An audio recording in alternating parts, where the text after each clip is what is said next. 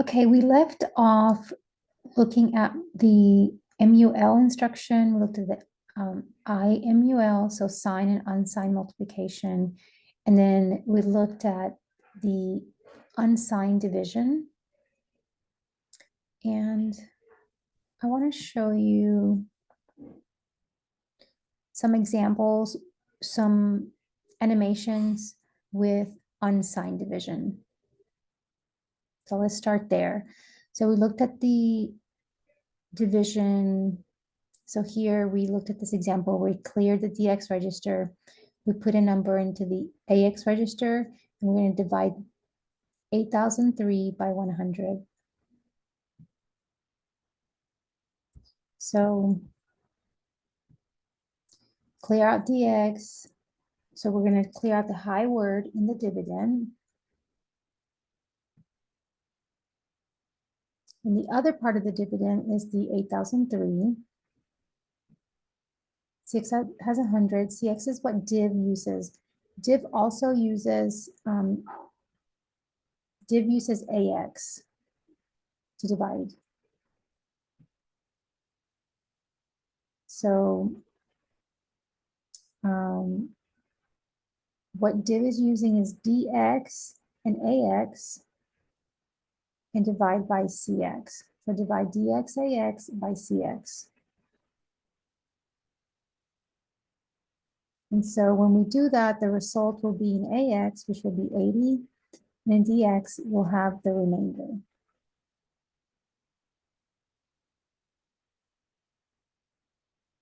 Here's another example that we look at. So our dividend is this big number here. It's a quad word. Our divisor is 100. It's double word. So here they're doing double word pointer, dividend plus 4. And the reason we're doing that is that we want it to be the same size as EDX. And here we're doing double word pointer dividend into EAX. So we're putting part of this quad word into EDX and the other part into EAX. So now between EDX and EAX, we have the entire number, which is our dividend. And we're going to divide it by divisor. And so EDX has these first 8 bits. And EAX is the next 8 bits, which is 003, 00020.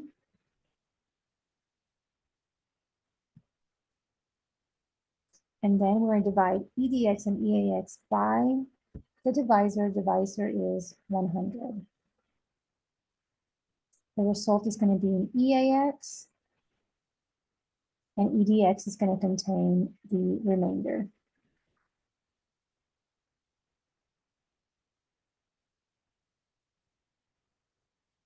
We're not doing 64-bit division, so I'm going to skip this one. Okay, so let's look at signed integer division. So with signed integer division, what we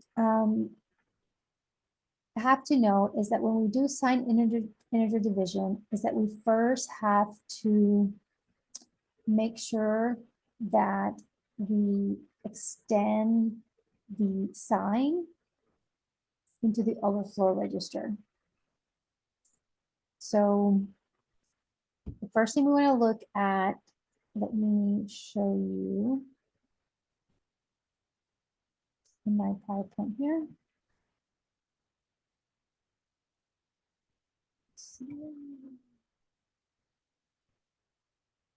So here's signed integer division. So signed integers must be extended before division takes place. We want to be able to fill the high byte or the high word or double word with a copy of the low byte word or double word signed bit. For example, the high byte contains a copy of the signed bit from the low byte in here. So this is our signed number. We're going to extend the high byte with all ones.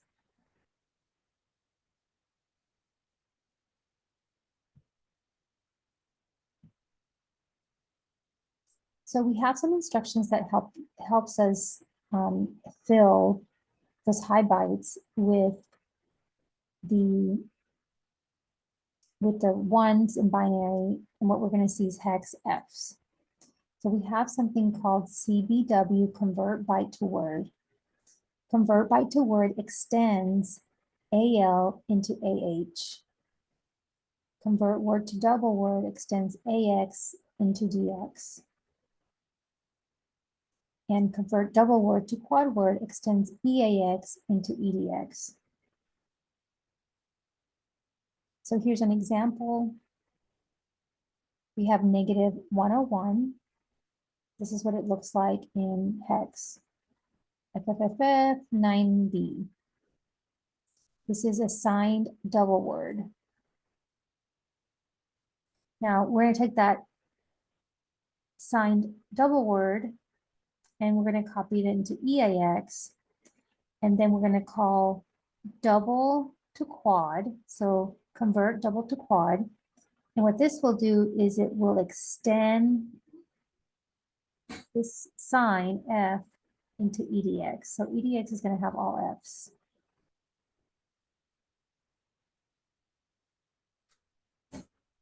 After we do this, then we can do division, IDIV.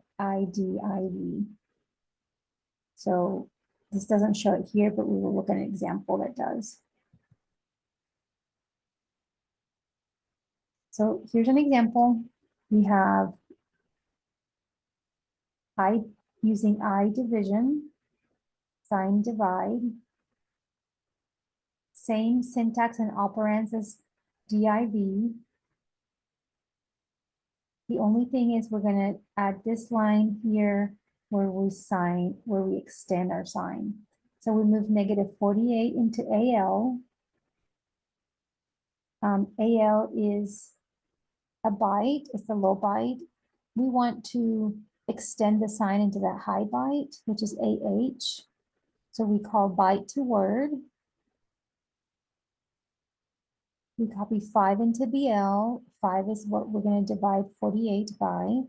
So we divide -48 by 5. We get -9 in AL, which is our quotient, and the remainder will be in AH, which is -3. So I suggest you type that and you take a look at it in Visual Studio.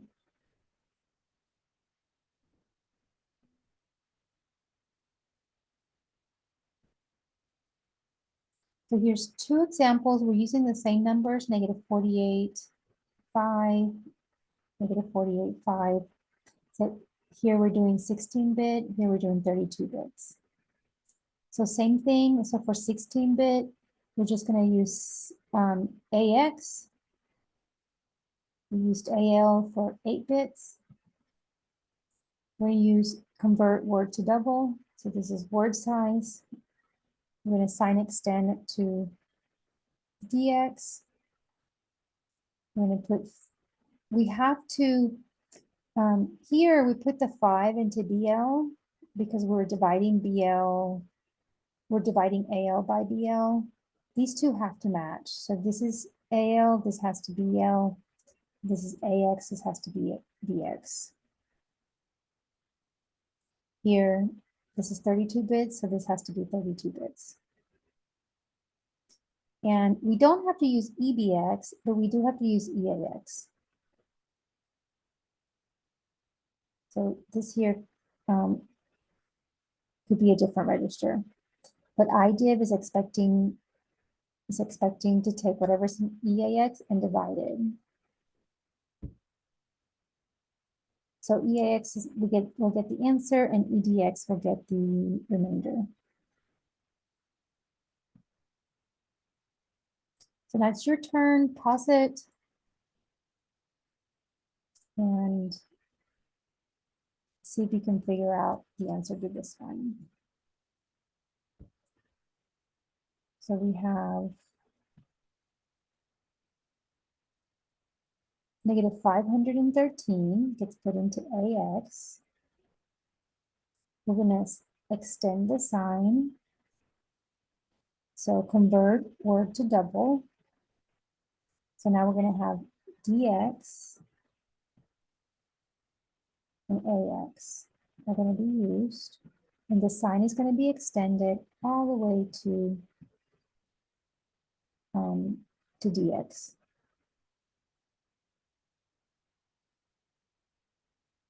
This is what we're dividing 513 by. We're dividing it by 100. And then the answer is going to go into AX. And the remainder will go into DX.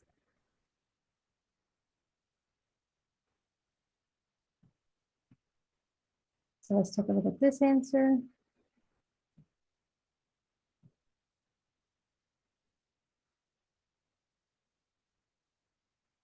So DX, AX is going to contain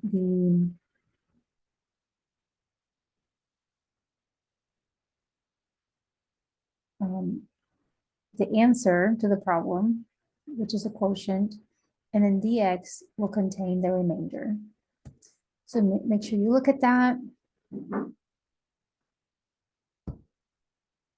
in Visual Studio. Go ahead and run it.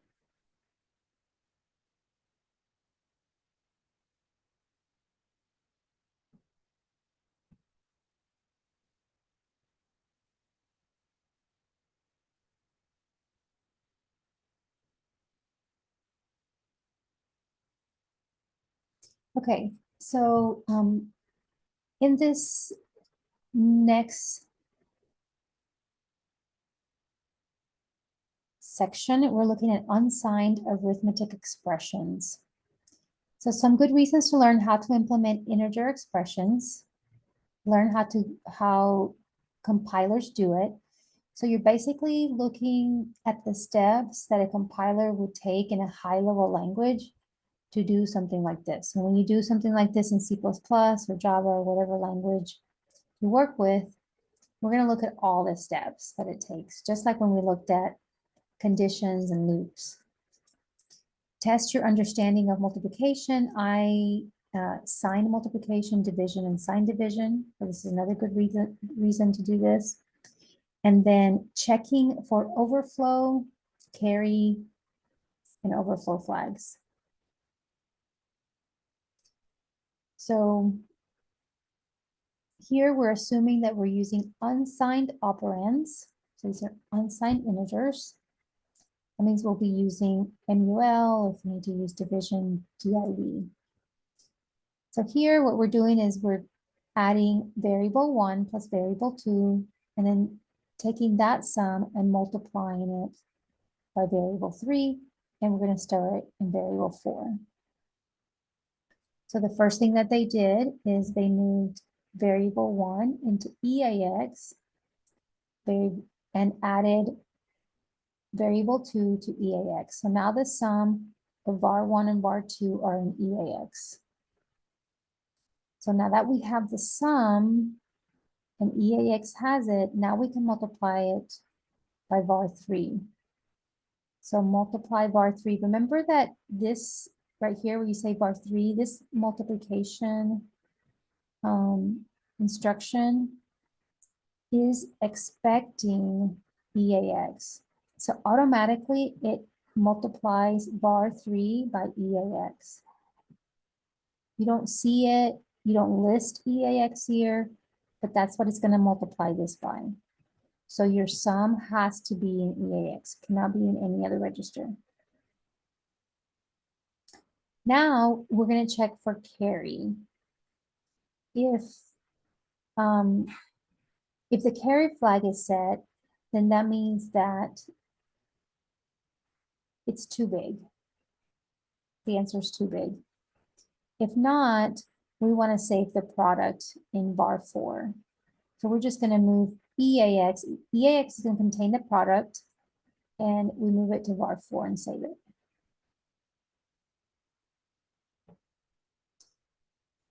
Okay.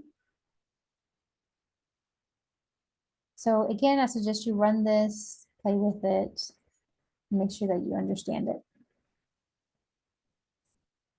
Let's go to the next slide.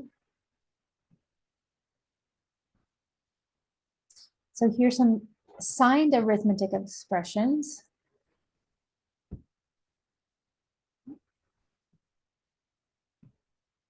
So we're moving var 1 into EAX.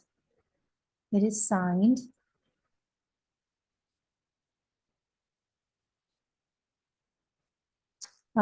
Well, it's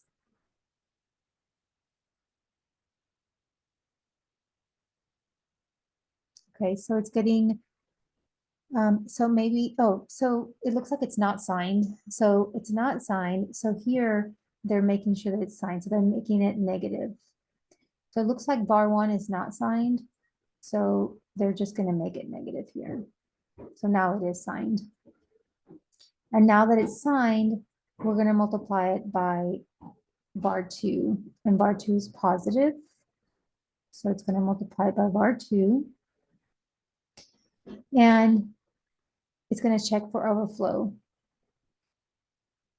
If there is no overflow, then it's going to add var 3 to what this product gave us, and that product is in EAX. So they're adding EAX to var 3, and the sum is going to go into EAX. And that's what they wanted to do. Just put it into EAX. Here they want to put this expression into var 4. So the first thing we want to do is multiply var 1 by 5, then multiply subtract 3 from var 2, and then divide.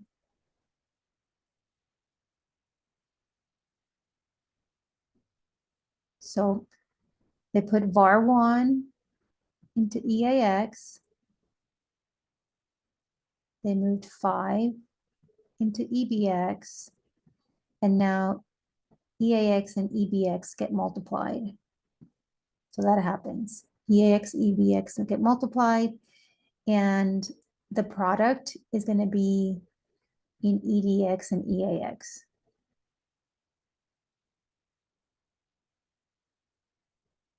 Now we put var 2 into EBX. Oops, let me get my writing utensil back. So var 2 gets put into EBX. So we're doing this side now. We're going to subtract 3 from EBX and then divide. So remember that this is expecting, IDIV is expecting EAX. So it's actually taking, goodness, hold on.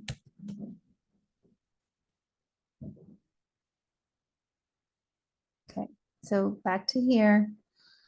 We subtract it, and so right now we have 3.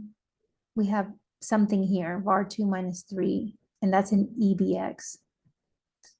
So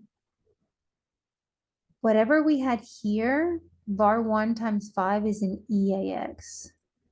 Because remember, the product always gets saved in EAX if you're using 32-bit registers. So it's going to take EAX and divide it by whatever is in EBX. And then that product, or that quotient, sorry, because it's division, is going to be in EAX. And so now we move EAX to var 4. So write that down. What I would do is I would write down the example, this right here, and then try to write the code by hand. Then once you try to write the code by hand, then check it with this slide.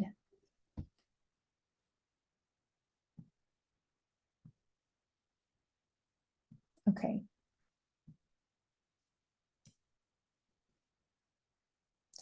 So here's another example. This time we're using modulus, a little bit more complicated.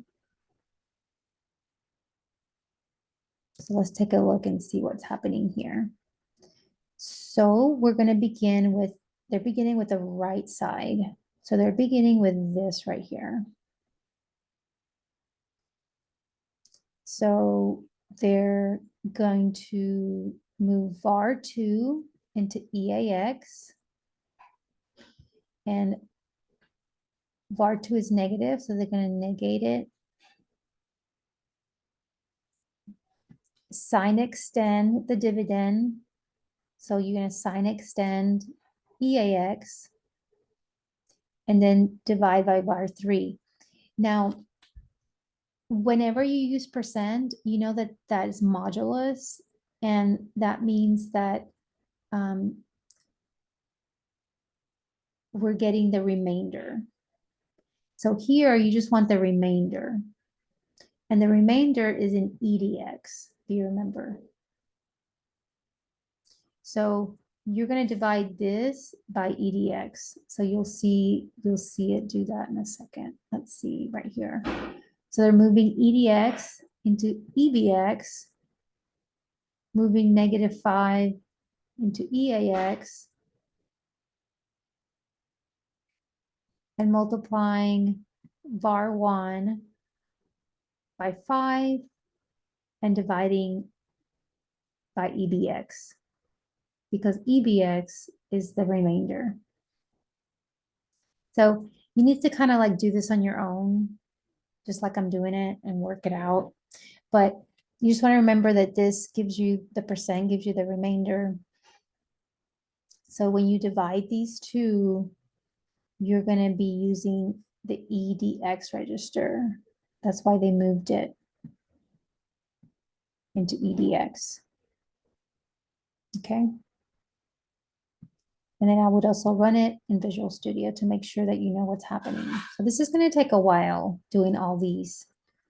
So I would do this, you know, like in 2 sittings. Spend a couple of hours doing these.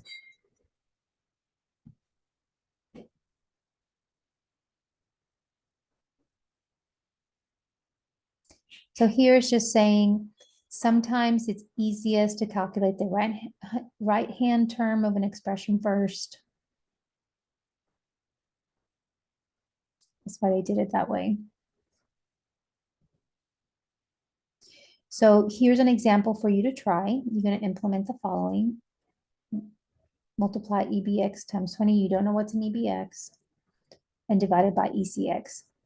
It does tell you that it's unsigned. Oh, sorry. It tells you it's signed. It tells you it's signed. That means you're going to have to do the sign extension before you divide.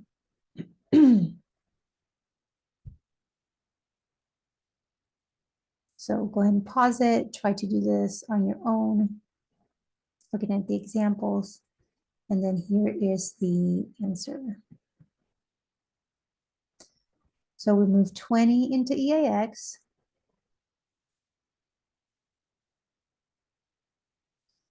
This. So we're doing this, we're doing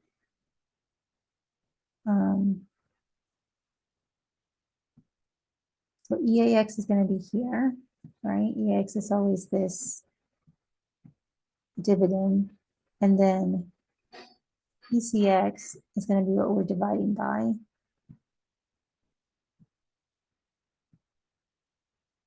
And then the quotient is always going to be in EAX.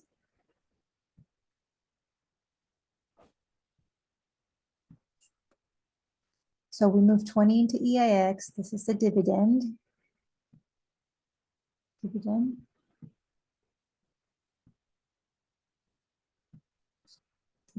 Sorry that this far is so slow. Dividend. There we go. And then sorry. So the dividend is going to be in EAX. So we're multiplying 20 times EBX, and the dividend will be in EAX. And then we divide EAX by ECX. We don't know what ECX is. And then that's going to be put into EAX.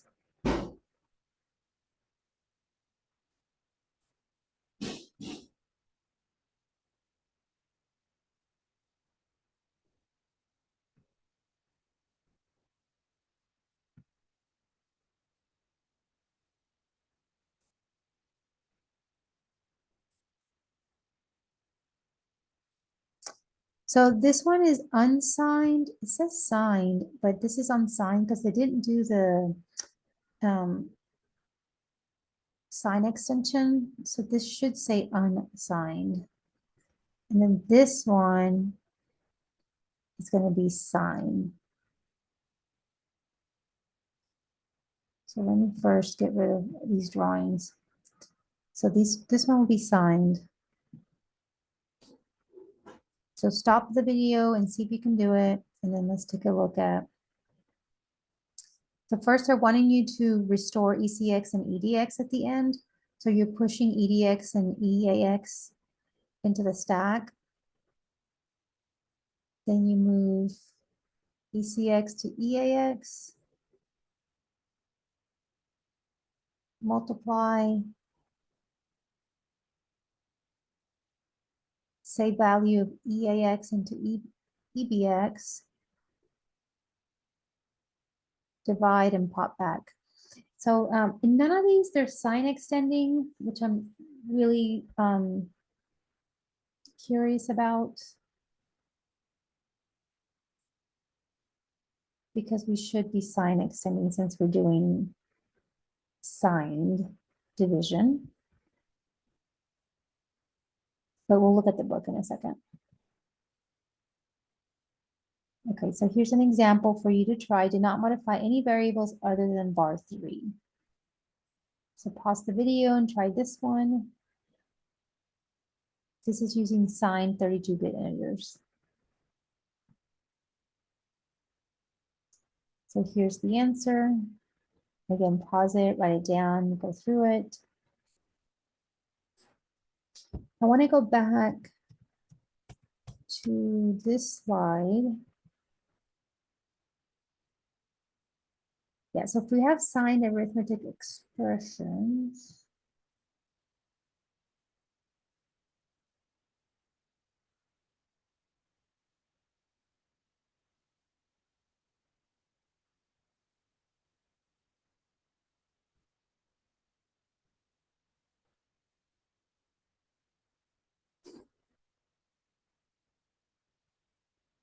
so with signed integer division, it says signed integers must be sign extended before division takes place.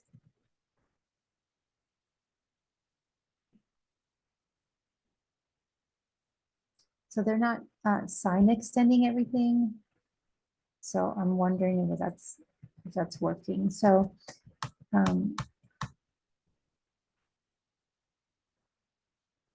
we'll take a look at the book. Okay, so sign integer division. Here's an example. Here they sign extend by using convert word to double.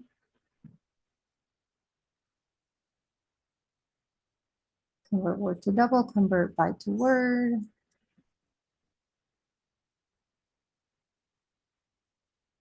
Yeah. So here's one where they're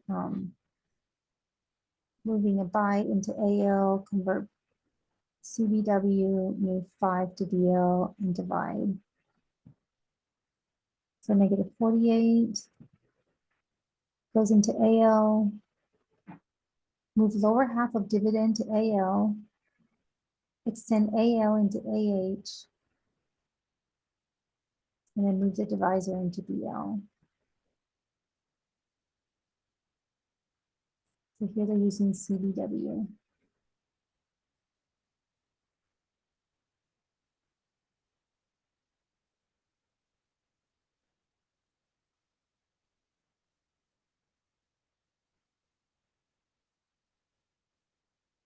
It says to understand why sign extension of the dividend is necessary, let's repeat the previous example without a sign extension. The following code utilizes AH or initializes AH to 0. So here they initialize AH to 0. And it divides without using CBW to prepare the dividend. So before division, AX is 00D0, which is 208 in decimal. IDIV divides this by 5, producing a quotient of 41 and a remainder of 3. So that is not the right answer because we did IDIV. So we put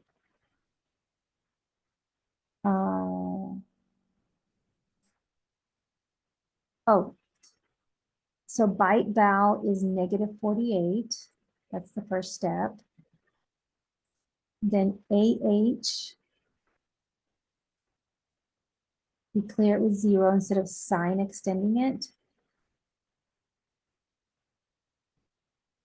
So what we have to remember is that IDIV is going to use AH and AL. And because we didn't sign extend it, it won't be negative 48.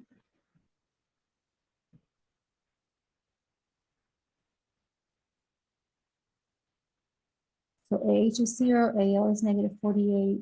We're dividing by 5. Divide AX by BL without using sign extension, showing how the quotient is incorrect. Yeah, so anytime we do IDIV, we do have to do the sign extension, and those problems did not show the sign extension. So here's another example where they're using a sign. So anytime we will use sign numbers, we have to do sign extension. And it depends which one we get. So if this is word size, then convert word to double.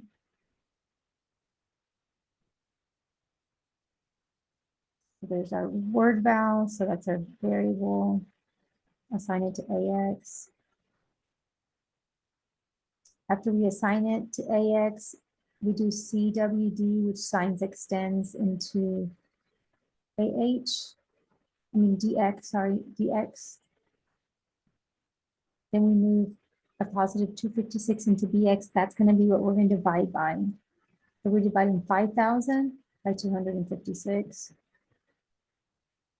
AX will contain negative 19, and the remainder will be in DX, which is negative 136.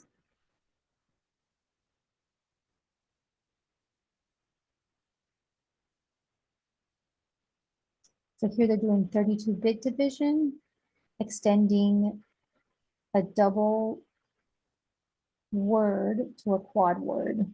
So they're extending EAX is extending into EDX.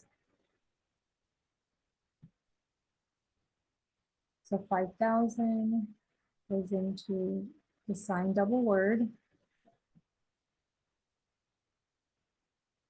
EAX now has 5,000. EDX has FFFFFF.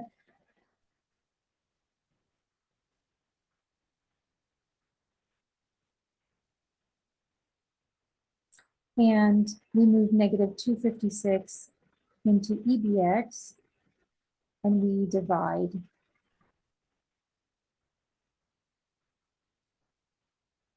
So the quotient is going to be negative 195, and the remainder will be positive 80. So type this in and make sure you look at the registers, just like we're looking at these animations here.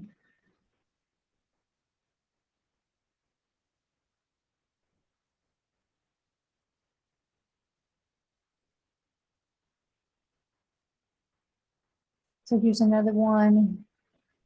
Did we do this one already?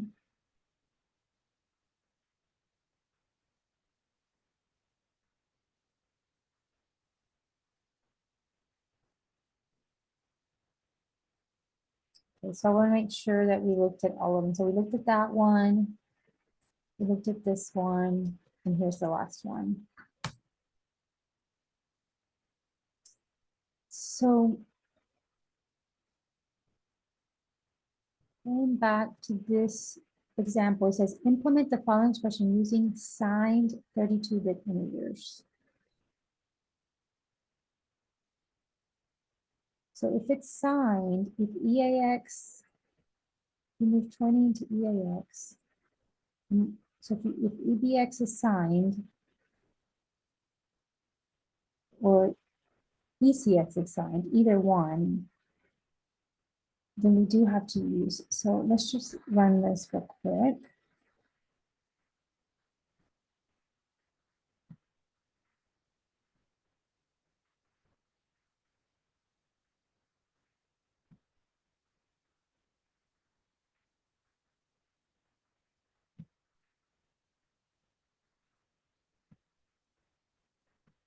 Okay.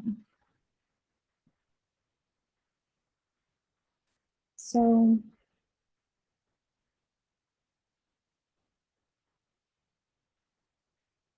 I'm going to move 0 into EAX.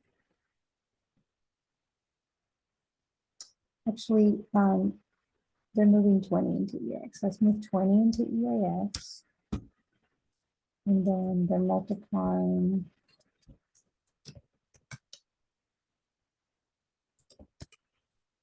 20 in EDX. And we don't have anything on EDX. So let's go and move something into EDX. It said it's signed, so let's make it signed. Let's make it -5. So now EAX is going to contain negative 5 times 2 is 10, so -100. This is -100. So then, sorry, EBX doesn't have -100, EAX has -100. Remember when you do I multiply or divide, the remainder or the quotient goes into EAX, okay? So then I'm going to do IDIV, so sign division, ECX. We don't have anything in ECX, we need to put something in ECX. So let's move into ECX a 10. Be -100 divided by 10. Let's do these in hex.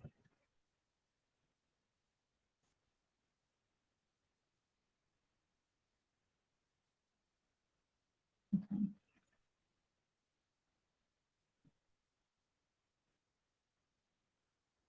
And then let's put a breakpoint here.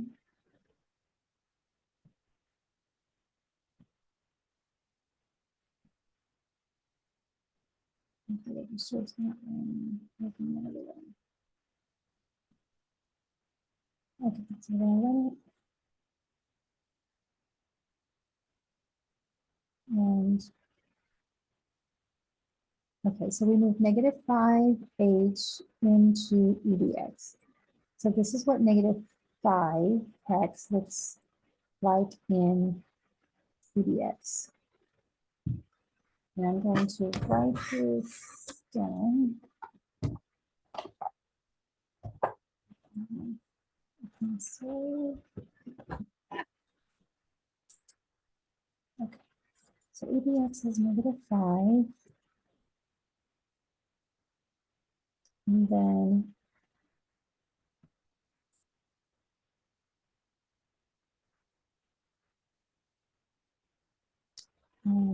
EAX has 20. Now I'm going to multiply 20 times -5, right?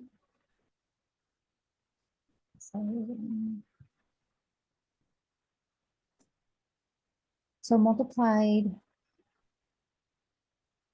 EDX, which has -5, 20, and it gets put into EAX. So EAX now has FFFF 60. So 60 hex is negative 5 hex times 20. And then remove 10 into ECX.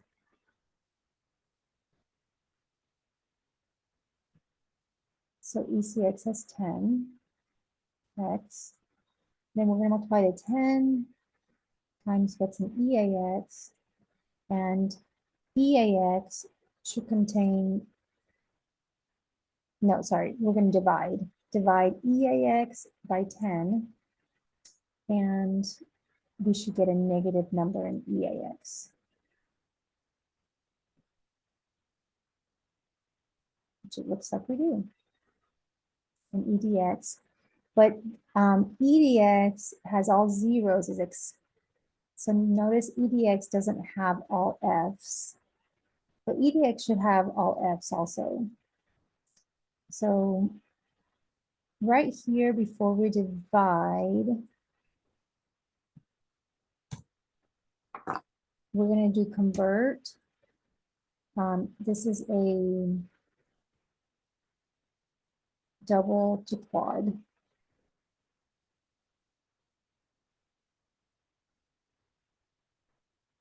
And then divide. Okay, so let's try that.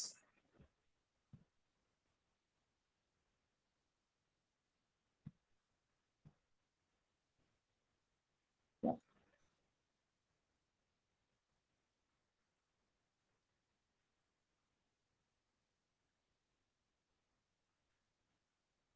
So notice something here. We're right here in this move statement, okay? This multiplication statement, when you multiply the 20 hex times the negative 5, both EAX and EDX, right? They both get a value. So EDX, the product is in both EDX and EAX.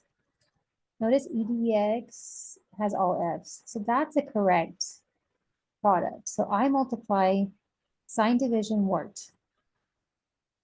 Now we're going to move 10 to ECX. What happened? Oh, sorry. Once you type something in, it doesn't like it. So let me just start over. Once you make a change, so I added this, and then it said, wait, you added something. You can't do that. Okay, so get my registers back. Okay. So I multiply worked and move 10 hex into ECX. Sign extend. So when I sign extend, EDX has all F's.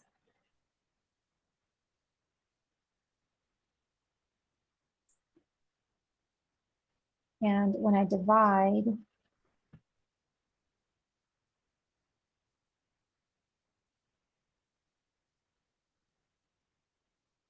EAX has FFF6 and EDX has 0. So EDX still has 0. EAX, EDX. Okay, well, let me look into that and see. So FFF, and then I'll have to get my calculator, my phone, which I don't have, and divide these numbers and see if this is the right value. But you go ahead and try it at home. It looks like I didn't need to sign extended. And it looks like I didn't need to sign extended because it was already signed extended by this instruction. That's why it was not sign extended. So I see what they're doing. So EDX did not need to be, so this did not need to happen. Because if you notice, EDX was already signed extended. So it works fine with or without it. But it works only because I did a multiplication here by a negative number. So that's the only reason it worked. So that's very interesting to know. Don't have to sign extended if you're doing I multiplication before division. So let's say that we didn't do this here. And now we have EBX as -5, EAX as 20, and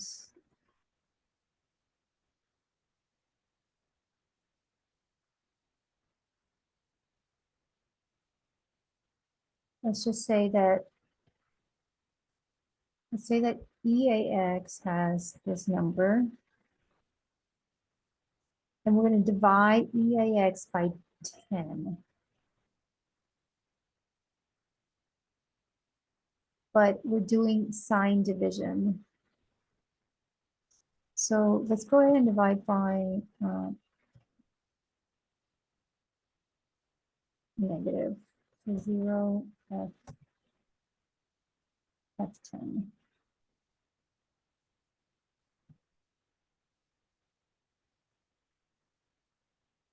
Okay, so we move. So EAX contains 2000.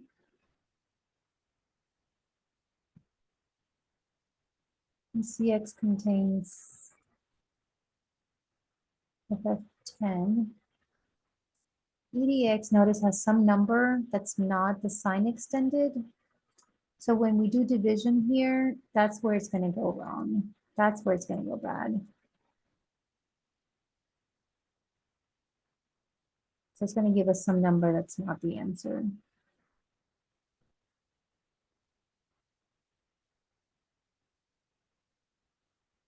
Actually, it says integer overflow.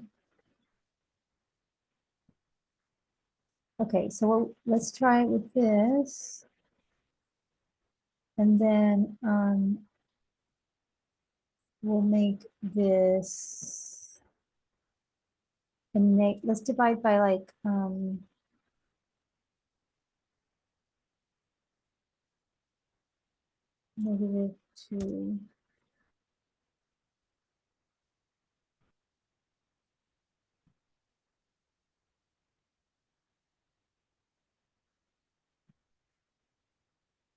Okay, EAX has 2000. ECX has -2, so FFFFE.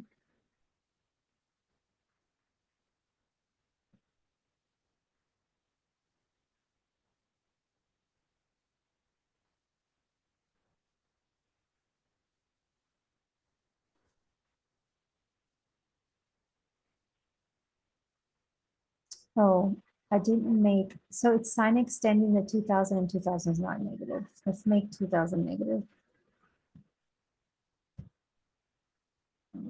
It's like, that's not doing what I wanted to do.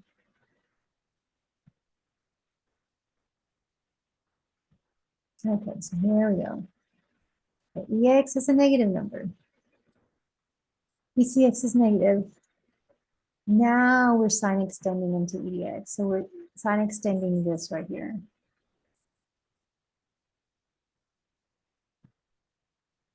And then we get our answer. Okay. So we're dividing -2000 by -2 and getting a +1000, which is correct. But in this case, we had to do the sign extension. This also worked. We signed extended, but it was a positive number. So when it signed extended, EDX just became all zeros. Okay, guys, so that's the last of this. As you can tell, it requires a lot of playing around to really understand this stuff. Okay, so please take the time to do that. I did want to mention, and I'll share with you over the weekend. There's going to be a project. So it's going to be like a lab assignment that will be part of your final. And you'll work on that lab assignment that's part of your final the week after Thanksgiving. And then you'll have a final exam that will be multiple choice, true, false, fill in the blank, writing maybe a little bit of code. And that's going to be during finals week. So I'll share more information about that this weekend after I look at all the dates and look and see what project you guys are going to get. Okay, thank you.